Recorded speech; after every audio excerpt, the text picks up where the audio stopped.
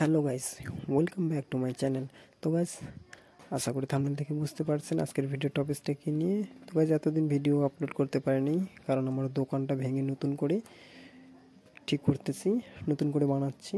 তো গাইস, দেখতে পাচ্ছেন আমার দোকান, এই যে গাইস কাজ চলতেছে, দাদারা হোল্ডিং করতেছে।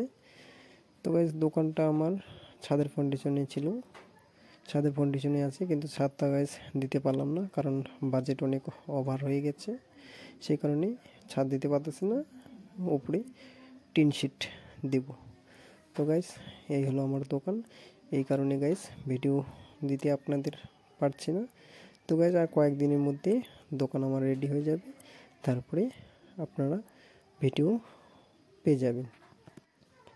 তো গাইস, যারা আমার এই চ্যানেলটিকে সাবস্ক্রাইব করে রাখছেন তাদেরকে অসংখ্য অসংখ্য ধন্যবাদ। যারা নতুন আছেন তারা অবশ্যই চ্যানেলটিকে সাবস্ক্রাইব করে চ্যানেলটিকে সাপোর্ট করবেন। তো গাইস, আমার এই চ্যানেলের মাধ্যমে সেলাইয়ের A to Z, কাটিং বলো, স্টিচিং বলো, মেশিন রিপেয়ারিং বলো, A to Z আমার এই চ্যানেলের মাধ্যমে শিখতে পারেন। ঠিক আছে গাইস?